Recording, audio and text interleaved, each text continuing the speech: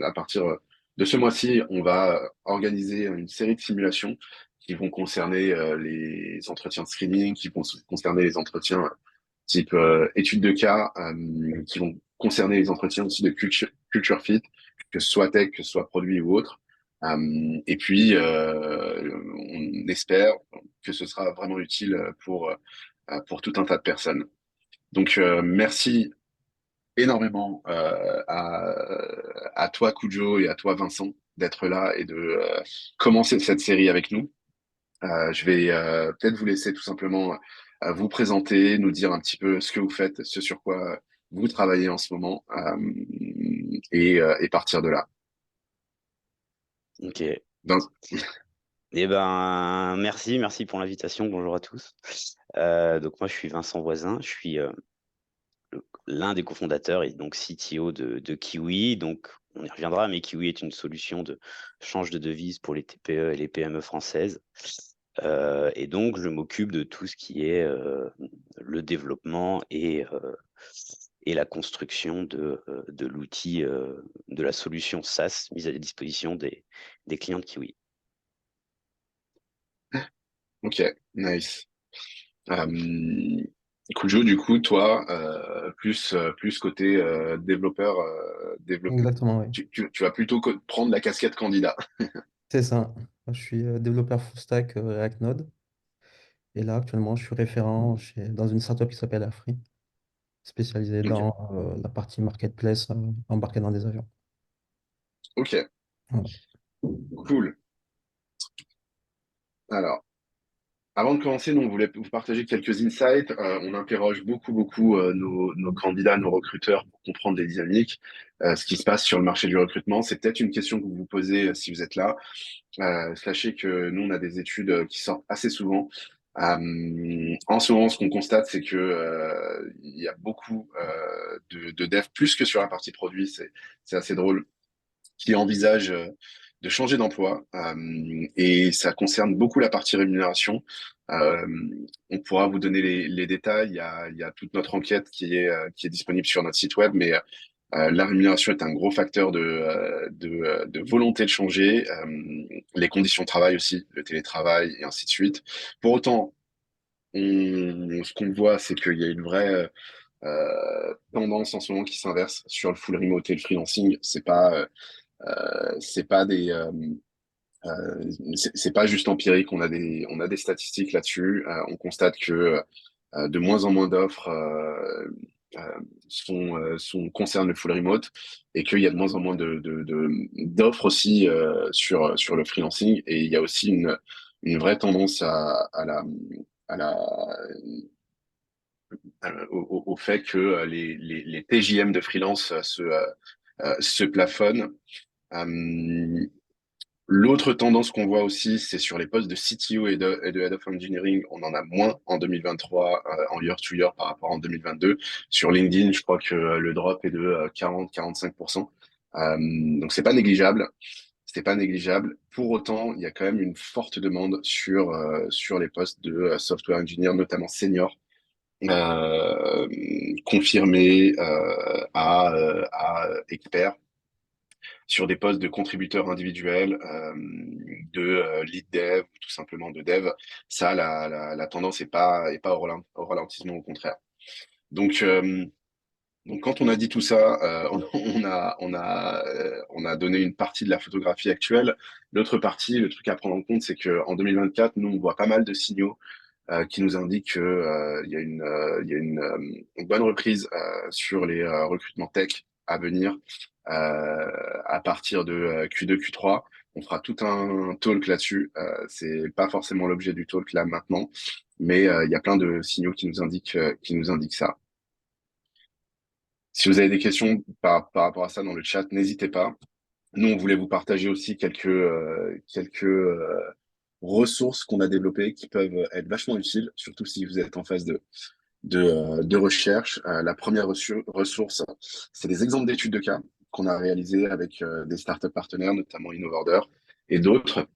Donc des vraies études de cas, Software Edge, avec derrière des exemples de réponses à ce qu'attendent les recruteurs, en l'occurrence les CTO, et ainsi de suite. Et puis aussi, vous, comme vous pouvez le voir ici, si vous êtes en phase de candidature, sachez que nous, on a plus d'une centaine de jobs ouverts côté tech, et que ça peut être vraiment intéressant qu'on en parle. Donc, n'hésitez pas à vous inscrire. Le QR code est à droite. Et puis sinon, tout simplement sur theproductcrew.io. Pour celles et ceux qui nous découvrent, on est effectivement une plateforme de recrutement tech et produits. On permet maintenant à un peu plus de 800 partenaires, startups, scale-up et autres, de recruter, mais exclusivement au sein de notre communauté. Faut d'abord faire partie, être membre, avant d'avoir accès à ça. On existe depuis 4 ans maintenant, on réalise énormément d'événements, que ce soit en physique, en online. Cette photo, c'est nous au Morning Stalingrad, où on a nos locaux. La photo est un peu datée, mais vous avez quand même une bonne partie de l'équipe. Et si vous voulez en savoir plus, n'hésitez pas à aller sur theproductcrew.io. Ceci étant dit, hop, on va partir sur la simulation. On est maintenant quasiment 90 personnes. L'idée, c'est que, je crois, Vincent, tu as préparé une série de questions, qu'il y ait un échange derrière, un peu comme en entretien classique. Si vous avez des remarques ou des questions côté participants pendant la simulation, je vous invite à nous les mettre dans le chat et on manquera pas d'y revenir par la suite. Ça permettra d'aller encore plus loin. Je vous laisse la parole et merci encore de se prêter au jeu. Merci Mehdi. Du coup, pour cet entretien, ce qui est prévu, c'est que dans un premier temps, on discute de Kiwi. Je présente Kiwi et voilà, je laisserai Kujo poser des questions s'il en a. Et puis derrière, l'idée, c'est d'itérer autour de l'expérience de Kujo. Du coup, déjà, Kujo, est-ce que tu as pu regarder ce qu'on faisait chez Kiwi? Oui, j'ai pu voir si j'ai bien compris. Kiwi, c'est une fintech qui facilite notamment lorsqu'on est un professionnel et qu'on doit payer à l'étranger, sanctions en Chine avec du yuan. Ça me permet de faciliter tout cela, côté convertir dans différentes devises.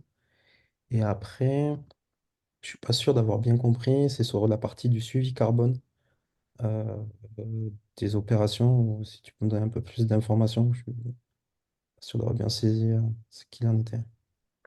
Ouais, alors effectivement, ce sont les deux dimensions de Kiwi, c'est à la fois la partie finance avec les opérations de change et la partie carbone. Donc Kiwi, c'est une société qui permet à ses clients de payer leurs fournisseurs partout dans le monde, dans toutes les devises possibles. Et donc Kiwi est un acteur des opérations de change de devises. On travaille essentiellement avec les TPE et les PME françaises qui font de l'import et de l'export hors de l'Union européenne, parce qu'à ce moment-là, elles auront ce besoin de change de devises. Le cas classique en France, c'est une PME qui va importer de Chine. Par exemple, elle va importer 10 000 paires de baskets. À ce moment-là, elle devra régler la facture de ce fournisseur en dollars américains. Et comme cette PME, elle a son compte en banque en France, Société Générale, Banque Populaire, ce que tu veux, elle a des euros dessus. Et donc, elle va devoir convertir ces euros en dollars et émettre un virement international vers son fournisseur chinois. Pour effectuer cette opération de change, en fait, elle peut soit passer directement par sa banque traditionnelle, soit passer par un pur player du change. Il y a des noms qui sont assez connus, comme Western Union par exemple, ou Kiwi, puisqu'on propose ce service. Le produit Kiwi permet donc aux TPE et aux PME de traiter des opérations de change avec les meilleurs taux du marché et de mettre en place également ce qu'on appelle des couvertures de change qui vont permettre en fait aux clients de se couvrir contre les fluctuations du taux de change dans le temps. Okay. Donc, et ce n'est pas le seul service que Kiwi propose à ses clients, puisque pour chaque paiement, c'est là où on va introduire le carbone, pour chaque paiement que nos clients vont émettre, on va être en mesure de mesurer l'empreinte carbone du sous-jacent qui est acheté. Donc, si je reprends l'exemple de ma PME qui importe par exemple 10 000 paires de baskets de Chine, on a développé un outil et un algorithme qui va permettre de mesurer l'empreinte carbone du coût de production de ces articles ainsi que du transport associé. Cette empreinte carbone globale internationale de notre PME, en fait, elle est mesurée et ça lui permet de pouvoir la renseigner directement dans son scope 3 de son bilan carbone. Le but de Kiwi, donc, c'est pas seulement de mesurer l'empreinte carbone l'empreinte carbone internationale du client, mais c'est également de les aider à démarrer ou à accélérer leur transition écologique. Et ainsi, lorsque l'entreprise va payer donc son bénéficiaire, nous, on va prélever 15% de notre marge sur l'opération de change et on va venir financer des projets à impact, comme faire de la compensation carbone par exemple, et attribuer à la PME cet impact. Ok. Et en fait, avec cet impact que l'entreprise aura, qui lui sera associé, elle pourra aller, elle, derrière, communiquer ou promouvoir en fait ces actions qu'elle a réalisées dans le cadre d'appels d'offres. Et donc, on a un service vraiment multifacette entre la finance et cette partie green, en quelque sorte. Ce qui fait qu'à partir d'un simple paiement international avec Kiwi, vous allez donc payer votre bénéficiaire partout dans le monde, vous allez mesurer l'empreinte carbone du sous-jacent et vous allez financer des projets à impact. Ok. Donc Kiwi aujourd'hui, c'est une société où on est 30 personnes, on est situé dans le 9e à Paris. Et on a un peu plus de 4 ans d'existence. La moitié de l'équipe aujourd'hui, c'est dédié au pôle sales, découpé en différentes équipes entre la prospection et la rétention. L'équipe dev, elle est composée de 5 personnes, où on est principalement full stack, puisque tout le monde, à ce stade et à notre échelle, doit pouvoir être en mesure d'intervenir sur les différentes parties du code. Voilà, et on n'a pas de personne à proprement parler attitré sur la partie produit, ce qui fait que le développeur est relativement engagé également sur la partie produit, sur la construction du produit, sur les interfaces et sur tout ce qui en découle en fait. Donc voilà, donc ça veut dire que chaque développeur fait un peu plus que simplement développer des tickets. Et ça, c'est une volonté de notre part, hein, qui vraiment, on veut des gens qui soient impliqués et qui voilà, et qui raisonnent et qui réfléchissent à grande échelle. Sur la stack technique, alors on est full TypeScript, donc avec React.js devant sur le front et Nest.js pour nos API. On utilise GitLab et GitLab CI pour l'intégration et le déploiement continu. On a construit nos propres runners pour être autonome sur la configuration. Et donc tout est automatisé et on utilise Azure comme cloud provider et pour l'hébergement de notre infra. Donc voilà, après à peu près pour la big picture de Kiwi. Je ne sais pas si tu as des questions. Oui, j'aurais quelques questions, notamment par rapport à l'environnement. Pourquoi est-ce que vous êtes parti sur du Node? Parce qu'on voit quand même côté staff, environnement technique, côté fintech ou tout ce qui est à la banque, c'est plutôt du Java, du .NET, tout cela du Node. Ouais. Ça pique ma curiosité. Oui, alors le choix au départ, c'était à la fois un mix entre les compétences qu'on avait au lancement du projet, c'est-à-dire que le gros de l'équipe avait déjà cette connaissance sur ces outils-là. Et puis, on voulait quelque chose qui soit cross-platform, à la fois front et back, sur la technologie. Et donc, on voulait ce côté même langage pour faciliter en fait le passage de l'un à l'autre. Et donc, TypeScript, pour ça, présente un avantage assez conséquent qui fait qu'on peut avoir des outils très performants côté front et très performants côté back. En plus, côté back, on a maintenant un framework comme Nest.js qui apporte la structure d'un vrai framework JS pour le back-end, qu'on a longtemps attendu, du coup qui est très intéressant à utiliser maintenant. En plus, on a une communauté sur la partie TypeScript qui est très grande maintenant, et donc qui nous permet d'avoir beaucoup d'outils et de ressources à disposition. Et ce qui découle également ensuite sur la partie recrutement, qui fait il y a un vivier de talent qui est très intéressant et qui permet comme ça de pas se corneriser entre guillemets sur des technologies qui seraient de moins en moins utilisées. Donc voilà, tout ça mis bout à bout, ça semblait un choix relativement logique pour nous à ce stade.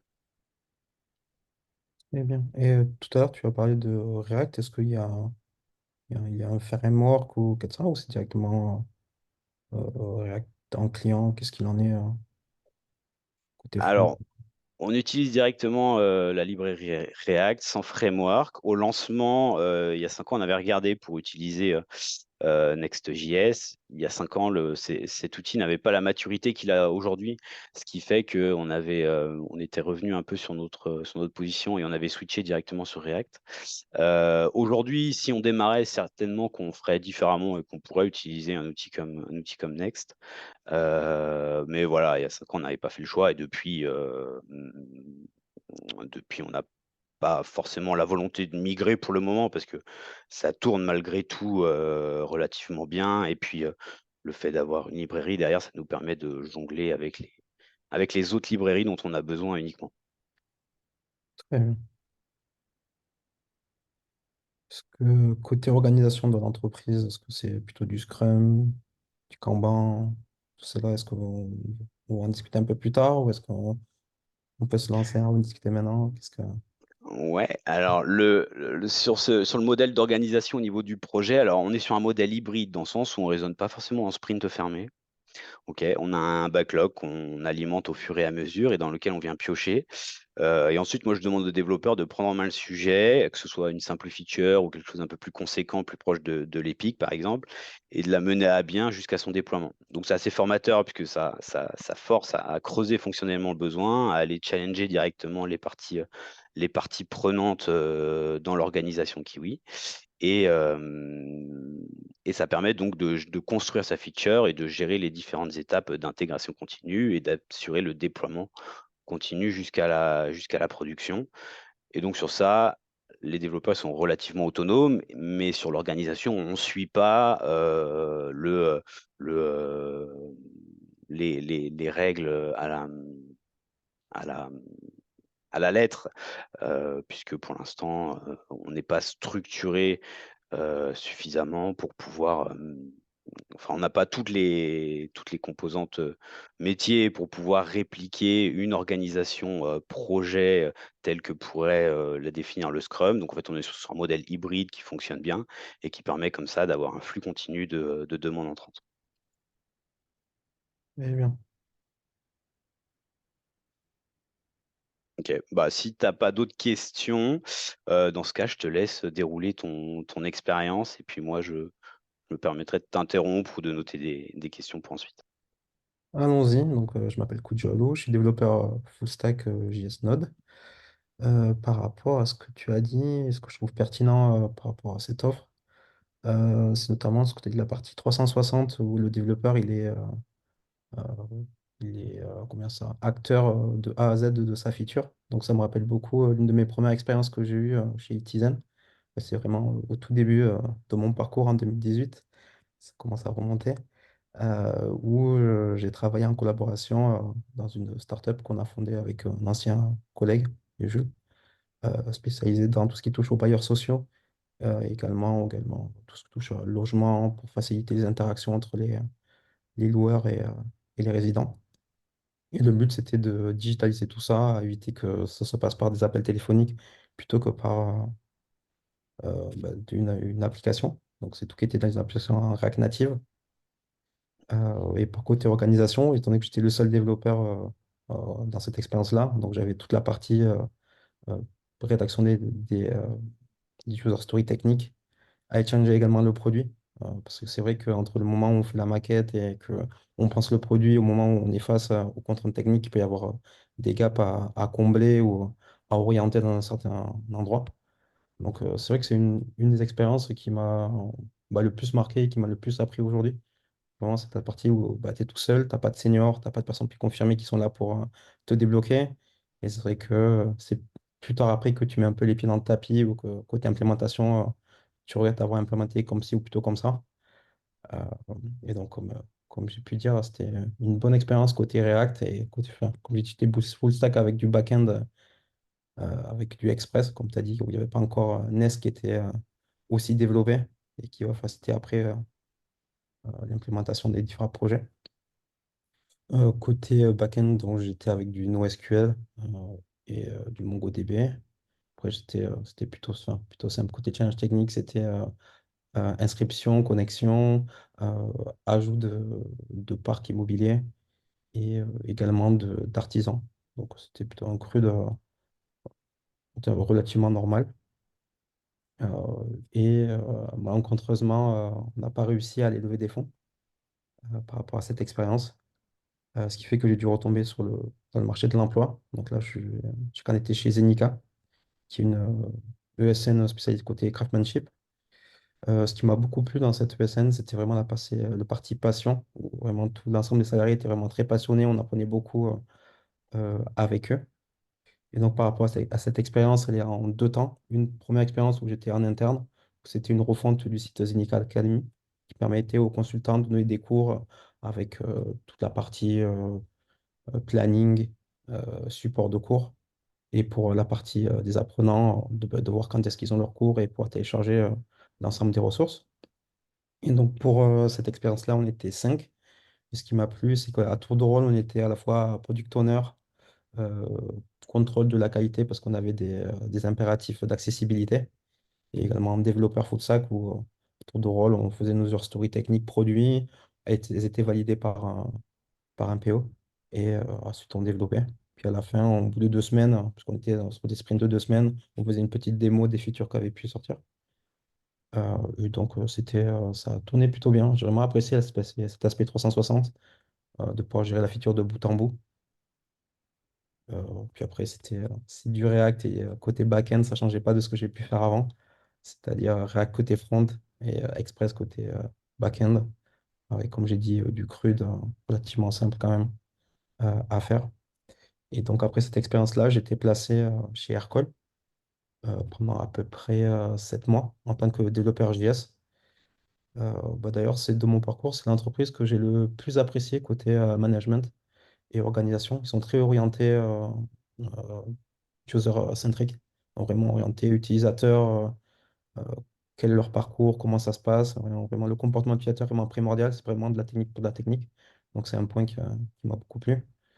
Et également, c'est une des premières fois où, dès que je suis arrivé, il y a une sorte de TDR, c'est une sorte de revue technique euh, qui devait être faite, étant donné qu'il y avait un besoin de refonte de l'API HubSpot V3. Et donc, pendant à peu près un mois, j'ai travaillé via Notion et beaucoup d'échanges avec le pôle technique d'HubSpot, mais également avec mon équipe sur les limites. Les limitations, est-ce que côté code d'API, est-ce qu'il y en avait moins?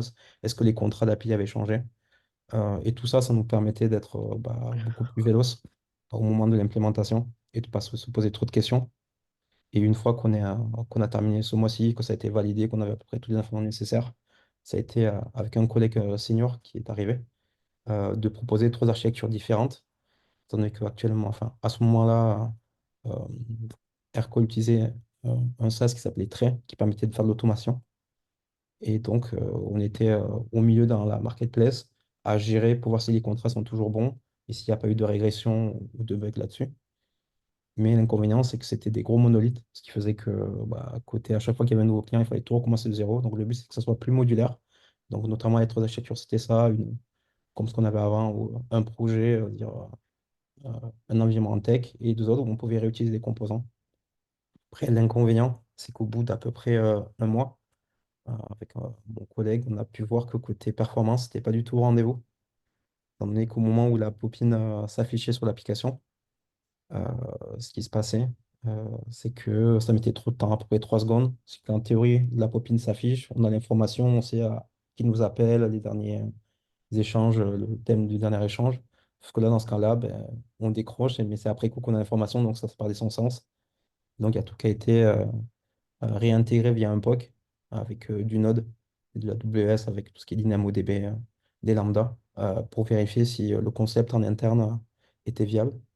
Donc à peu près un mois après, même 2 semaines pour le POC, et après on s'est implémenté. Ça a été validé où effectivement en termes de performance, c'était le jour ou la nuit. Par exemple, on passait de 5 secondes à quelques millisecondes.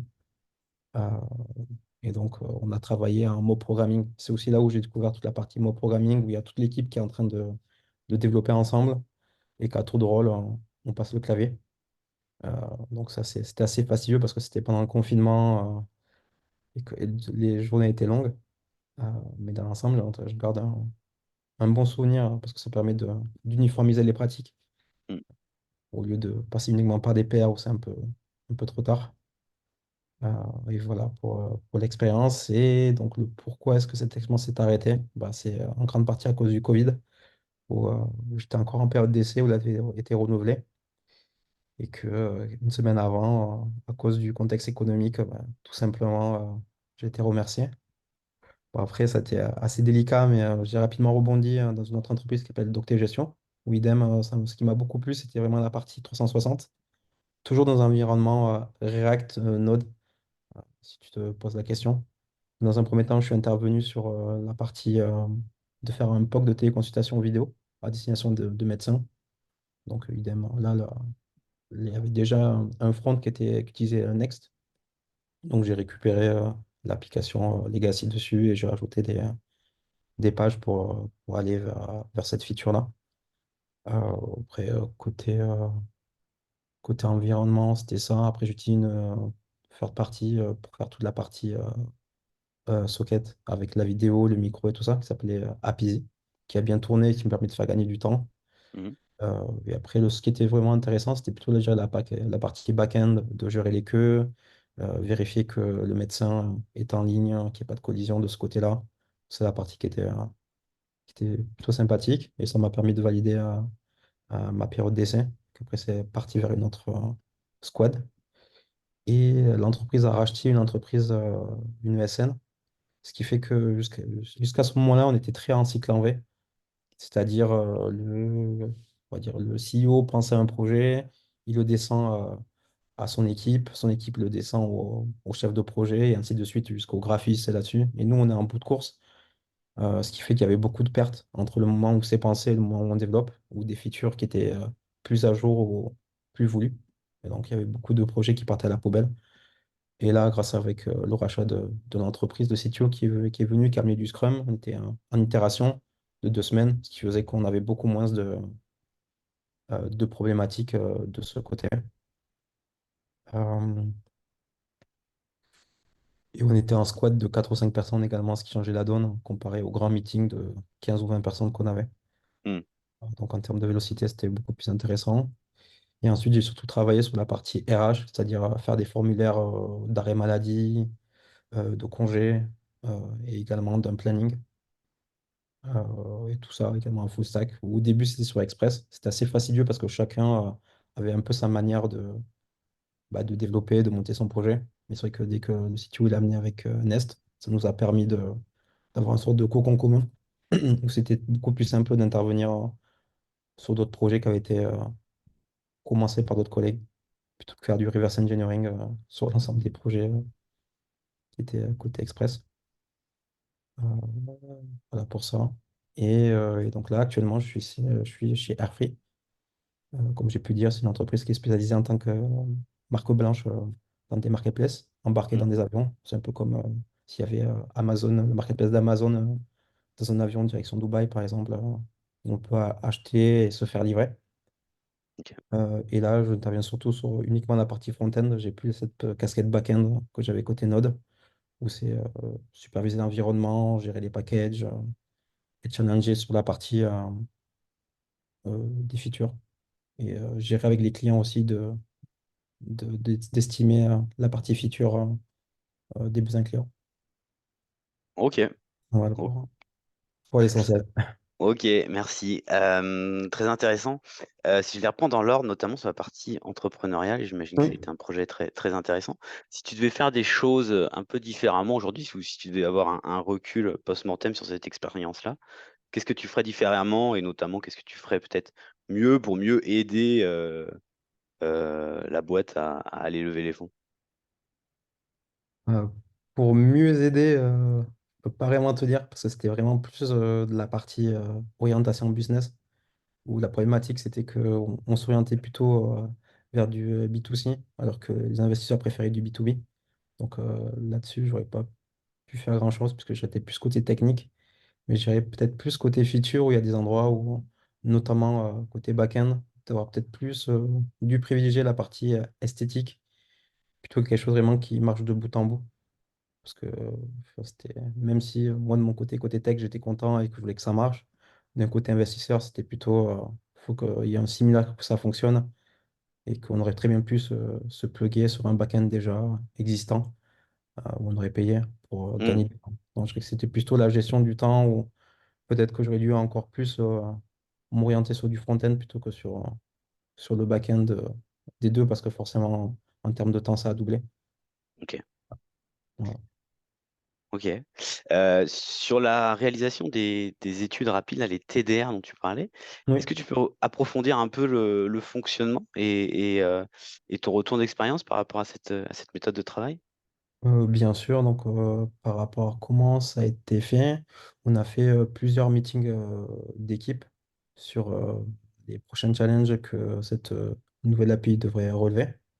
Donc, dans un premier temps, on a parcouru tout simplement la doc de v3, la comparer avec la doc de v2 et vérifier je dirais les break-in change et tout aussi les points de régression, si je peux dire comme ça, notamment Mhm, des calls. Notamment, il y avait un endpoint où on avait droit à 60 calls et on était plus qu'à 10 après coup. Et c'était l'un qui nous permettait d'afficher la popine dessus, des informations de l'utilisateur. Ce qui faisait qu'on a dû aller challenger et demander de l'aide à l'équipe d'UpSpot euh, pour avoir un droit, disons, un peu plus grand pour pouvoir continuer d'utiliser notre feature. Et après, comment c'était fait? C'était surtout des retours entre l'équipe produit et moi ou d'aller dire, OK, est-ce que ça c'est possible ou pas? En termes de cas concrets, c'était est-ce que cette donnée-là, on peut vraiment l'afficher alors qu'elle n'existe plus dans la nouvelle API? Euh, et voilà. Voilà, c'était vraiment, c'est quoi? C'était côté MOA ou ME, je sais plus exactement, une sorte de cahier des charges qui permet d'être sûr que on a, on a une vision globale du produit et que cette refonte va vraiment atteindre tous les besoins qu'on aimerait couvrir et pas avoir de mauvaises surprises. C'est vrai que le point, c'est pour ça que je l'ai souligné en début d'entretien que ça m'arrivait que plein de fois où on ne prend pas forcément le temps de faire une revue technique assez poussée et que c'est en milieu ou fin de dev qu'on voit qu'on est face à un problème qu'on n'avait pas vu et qui peut remettre en cause toute l'implémentation qui a été déjà faite. hmm, Donc, c'est que ça ok, permettait vraiment de partir serein de ce côté-là. ok, ok, ouais, ouais, ok. Ouais, donc ça permet vraiment un cadrage approfondi technique pour le business, quoi, pour le business. Ok, intéressant. Est-ce que tu peux me décrire des problématiques que tu as rencontrées, comment tu les as résolues, à la fois sur le front et à la fois sur le back? Oui. Par rapport au front, disons, le challenge que j'ai eu, notamment là chez Airfree, c'était la partie d'implémenter des tests automatisés.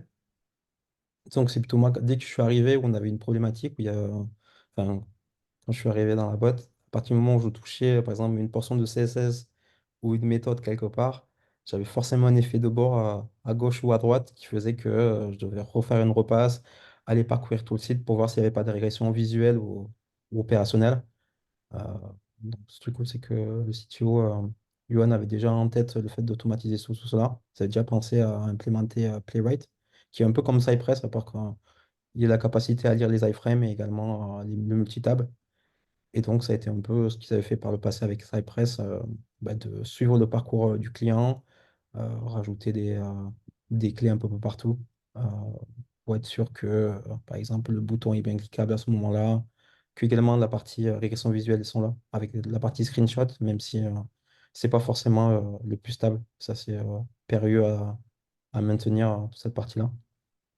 Euh, et également le mock aussi, où, étant donné qu'on est dans un environnement où chaque vol a une contextualisation différente et donc un catalogue différent, c'était aussi générer les mocks à la volée euh, de manière à pouvoir faire les tests end-to-end là-dessus. Donc, ce serait genre la première partie que j'ai fait là cette année. Et ensuite, c'était plus un filtre à multifacettes avec la contextualisation. Où, ce que j'ai beaucoup apprécié, c'est que j'ai pu faire pas mal de tests avec Jest notamment pour demain si un collègue doit améliorer la chose, tout simplement pour côté lecture, parce que là, c'est vrai que Hmm, la partie reverse engineering, ça s'est perdu. Et puis là, ça permet vraiment d'avoir l'ensemble des informations, voir à quoi ça sert et apprendre à comprendre tout cela. Oui. Et côté back-end, Le plus gros challenge, je dirais que c'était la partie avec le POC chez Docté Gestion, avec la téléconsultation. C'était notamment la partie de la gestion des queues, des WebSockets, et éviter des collisions là-dessus. C'était les principales challenges que j'ai eu côté back-end de ce côté. Oui. Les amis, ça passe super vite. On va Ouais. encore avoir 5 minutes pour continuer. Et comme ça, on aura un peu de temps pour prendre les nombreuses questions qu'il y a derrière, si ça vous va. Ok, bah, C'est noté. dans ce cas, je vais poser une dernière question, puis après, on peut enchaîner sur les questions de la communauté. Quand tu fais une code review, qu'est-ce que tu regardes? Qu'est-ce qui, toi, t'intéresse? Qu'est-ce qui à quel moment tu te dis là, je mets des warnings ou voilà. Alors, ce qui m'intéresse, ça serait la lisibilité du code. C'est vrai que là, parce que là, j'ai appris comment on fonctionne côté peer review, c'est que chacun de nous envoie sa PR et c'est les collègues, entre nous, on se fait la review. Et donc, ça arrive une période de fois où bah, la PR, elle arrive un peu en fin de course. Donc, au moment où l'architecture et comment le développeur il a voulu implémenter la chose, bah, c'est déjà fait. Ce qui fait que je trouve toujours délicat bah, de refuser la PR quand le collègue, s'il faut, ça fait plusieurs jours ou plusieurs semaines qu'il est dessus.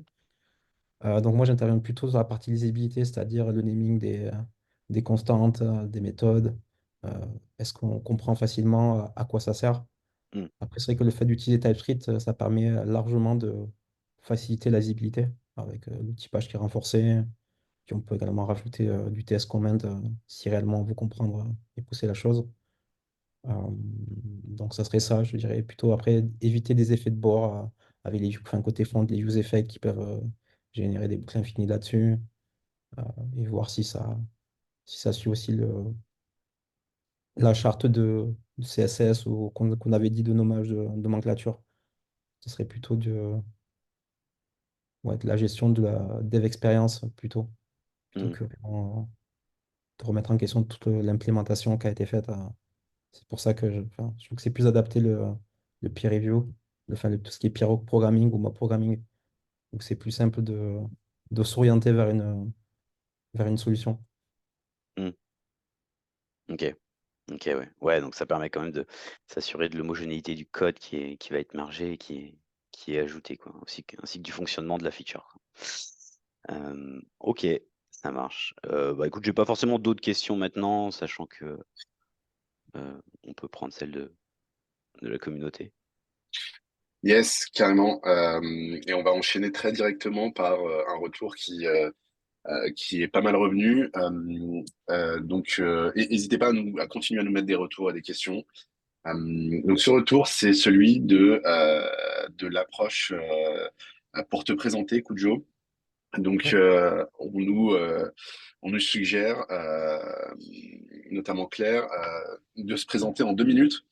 Est-ce que toi, Vincent, comment est-ce que tu as trouvé cette présentation? Est-ce que tu aurais privilégié une présentation plus courte? Quel, quel est ton retour sur cette présentation globalement? Bah, moi, ce que je trouve intéressant dans quelqu'un qui déroule l'ensemble de ses expériences, c'est que sur chaque expérience, il peut appuyer le côté, tu vois, les problématiques qu'il a rencontrées, comment il les a résolues et les spécificités liées à chaque projet. Ce qui fait que ça lui permet quand même d'arriver et de dérouler tout un ensemble tu vois, ça donne de la consistance, je trouve, dans quelqu'un qui déroule ses projets et qui, pour chacun de ses projets, apporte du contenu intéressant dessus. Maintenant, il faut sélectionner sur le projet le contenu qui est intéressant et qui va être pertinent avec, avec le sujet et l'entretien en cours et le poste souhaité. Donc, je trouve pas forcément que ce soit ni trop long ni trop court. Peut-être que parfois, oui, c'est possible d'aller un peu plus à l'essentiel rapidement. Mais dans tous les cas, je trouve intéressant de pouvoir dérouler vraiment les points forts et les points faibles de chaque expérience, quoi. Ouais, effectivement, là-dessus, on a eu quelques remarques. Moi, j'ai trouvé, Kujo, que la façon dont tu as démarré était ultra pertinente. c'est-à-dire adapter ton début de présentation au contexte de ce que c'est que d'être dev chez Kiwi, à savoir travailler de la conception à la livraison. Après, on a Mathieu qui nous suggère que c'est pas mal de continuer à poser des questions sur Kiwi, sur le contexte, la mission, les challenges, et derrière, bah, d'adapter les réponses. Effectivement, de prendre les quelques expériences hyper pertinentes qui peuvent être qui peuvent faire en sorte, et ça j'ai vraiment apprécié ton concept Mathieu, qui peut faire en sorte que c'est pas à toi Vincent de faire le parallèle entre ce que te raconte ton candidat, en l'occurrence Kujo, et ce que tu recherches chez un candidat. Le candidat t'apporte directement ses réponses et ça tombe pas dans ton temps de cerveau, comme le dit si bien Mathieu. Euh, Là-dessus, bah justement, on a pas mal de questions un peu plus techniques sur bah, globalement comment est-ce qu'on dev en fait chez Kiwi, notamment. Est-ce que tu peux nous parler un tout petit peu plus de ce poste, des challenges qu'il y a derrière, des requirements que tu cherches chez un candidat? Ouais, c'est vrai. Alors, pour ça, j'ai besoin un peu de parler de la roadmap et de ce qu'on veut faire maintenant chez Kiwi, puisqu'en fait, notre objectif maintenant, il est double. Sur la partie bancaire, en fait, il est de venir intégrer des nouveaux providers à notre solution, en fait, pour enrichir notre offre commerciale autour des opérations de change et des couvertures de change. Et donc ça implique que côté back-end, c'est un travail qui a déjà été entamé, mais qui nécessite en fait la mise en place d'une nouvelle architecture qui nous permette de s'abstraire en quelque sorte de un provider, mais de pouvoir en agréger plusieurs. Ok, donc sur ce qu'on cherche sur ça, c'est une bonne capacité, voilà, de modélisation, que ce soit en base de données, derrière d'implémentation et de gestion d'une architecture avec du multi-provider pour derrière migrer et ne fournir qu'une expérience à nos clients. Sur la partie climat, ce qu'on cherche à faire maintenant, c'est de s'aligner avec une norme européenne qui va sortir, qui est la norme MACF ou CBAM, et qui va permettre en fait à à nos clients, ils vont avoir une obligation de reporting auprès de l'Union européenne, et nous on veut proposer un outil qui permette de faire ça et d'automatiser ce déploiement. Donc en fait, ce qu'on cherche surtout aujourd'hui, c'est quelqu'un qui est full stack pour pouvoir construire côté front-end en fait ces features d'interfaçage avec les clients sur cette partie CBAM, MACF pour que le client puisse venir déposer du document, voilà, le récupérer, uploader, déposer derrière d'automatiser pardon le reporting. Donc ça c'est du traitement de documents, donc ça a des spécificités, mais voilà, quelqu'un qui a déjà une expérience dans ça, c'est intéressant. Il va y avoir une certaine volumétrie de documents à gérer et ça va inclure des notions de stockage et de charge nécessairement. Et on cherche surtout quelqu'un également qui, côté back-end, a déjà eu une expérience au niveau voilà, de la gestion, je parlais de l'interfaçage avec du multi-provider et pas mal d'événements, enfin de logique événementielle derrière ça, puisque sur une opération de change, en fait, il va y avoir énormément de traitements asynchrones à la création d'une opération. Et donc, ça implique voilà, de connaître ça, d'avoir processé ça sur des missions précédentes. Et donc, c'est pour ça qu'on cherche quelqu'un de full stack avec une certaine expérience sur ces sujets-là. Ok, ok, très clair. On a d'autres sujets un peu plus techniques, plutôt pour toi, Kujo.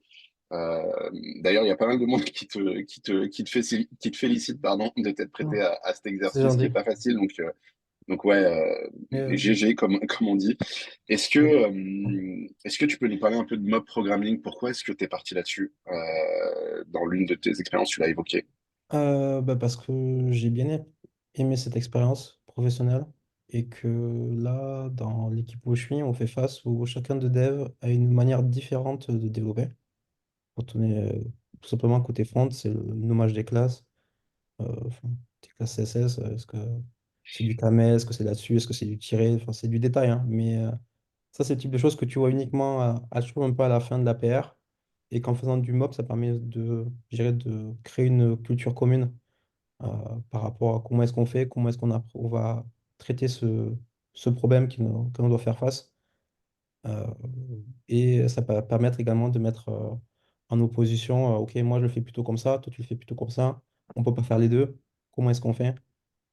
Côté naming, comment est-ce qu'on part? Est-ce qu'on part dans l'idée où on veut que ce soit très succinct et potentiellement à partir sur du commentaire ou partir sur des noms à rallonge, mais que tu comprends directement à quoi ça sert? Je trouve que c'est vraiment plus dans une idée de travail d'équipe, de savoir, OK, on doit travailler ensemble, on doit produire un code qui est censé être sensiblement pareil.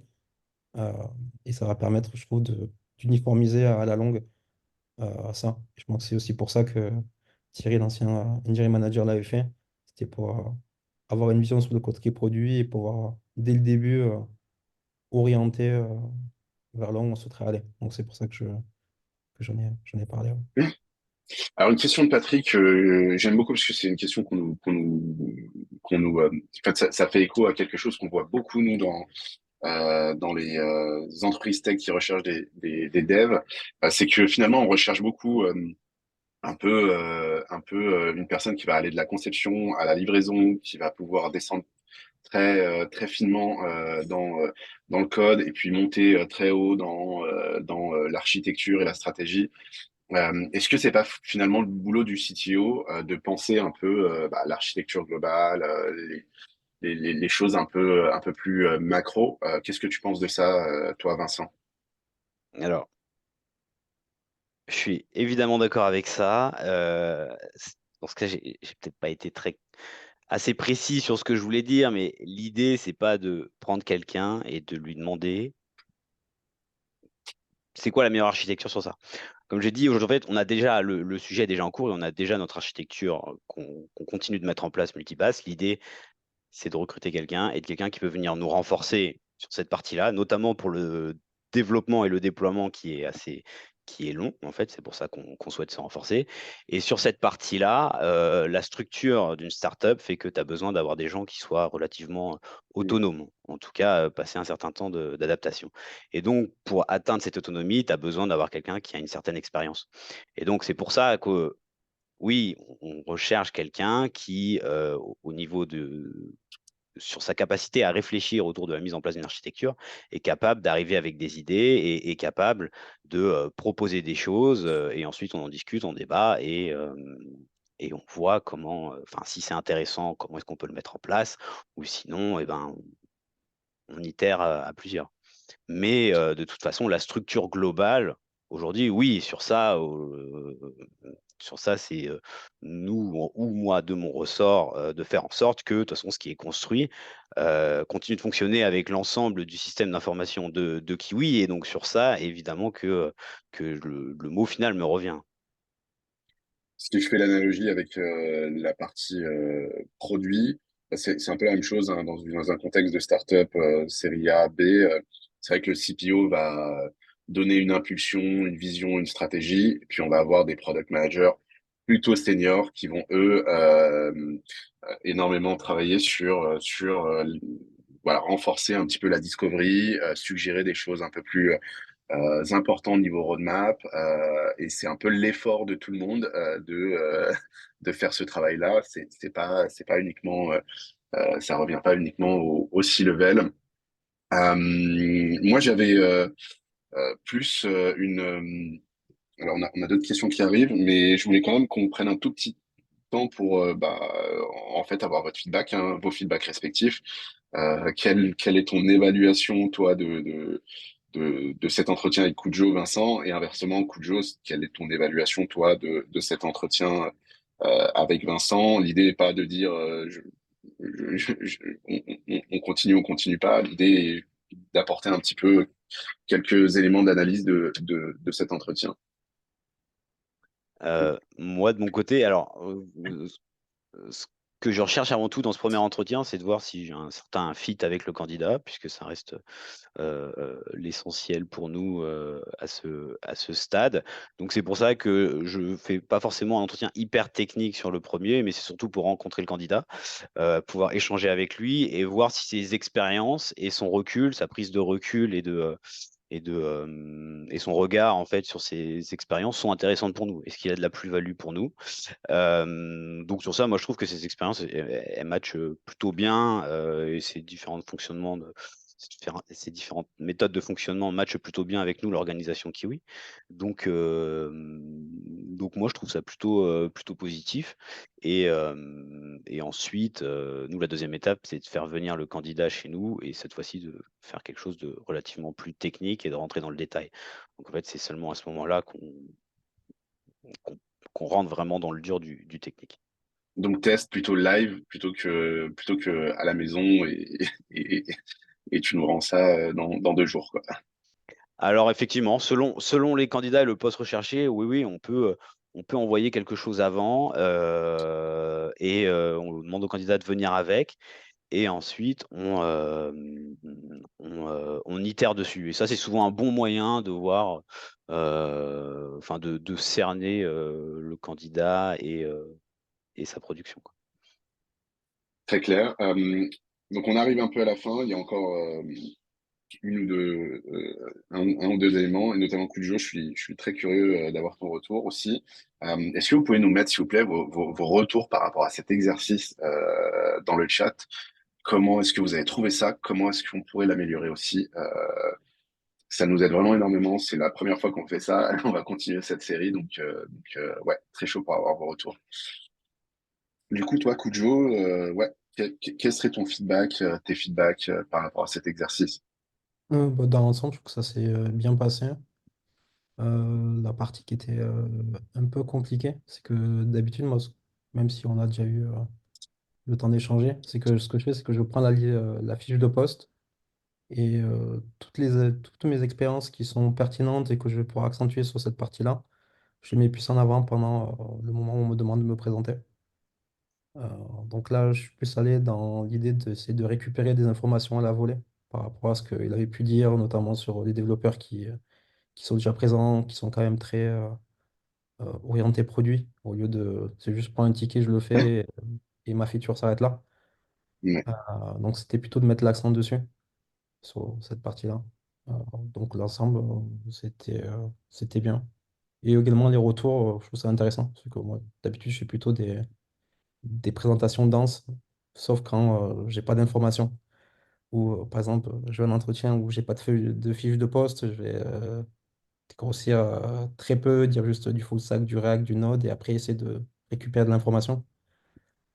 Mais c'est vrai que, ouais, que ça peut peut-être me donner envie de décourter à des moments en fonction du poste. Après, je me pose la question de si c'est pas toi qui parles, du coup, c'est l'autre intervenant. Si c'est l'autre intervenant, c'est lui qui mène la barque. Et potentiellement, tu peux un peu moins te mettre en avant par rapport aux questions qu'il va te poser et ton profil. Donc, je dirais que ce serait un peu ça. Enfin, moi, c'est la question que je me pose en tout cas. C'est comment est-ce que je peux mettre le plus en avant, que ça va fitter au maximum avec mon besoin par rapport aux informations que je vais avoir là-dessus. Merci beaucoup, Kujo. Merci à toutes et à tous. On continue la discussion sur LinkedIn et puis dans nos futurs webinars. Un grand merci à toi, Vincent, aussi de t'être prêté au jeu. J'espère que c'est quelque chose sur lequel tu as pris du plaisir et qui t'est utile. Et pareil pour toi, Kujo. Il y aura le replay sur notre chaîne YouTube où vous avez déjà accès à énormément de contenu qu'on a réalisé. Et puis, bah, il ne me reste plus qu'à vous souhaiter un bon appétit et à la prochaine pour un nouveau live The Product Crew. Merci à toutes et à tous et Mer- à bientôt. Merci. Au Au revoir. revoir. Ciao, ciao.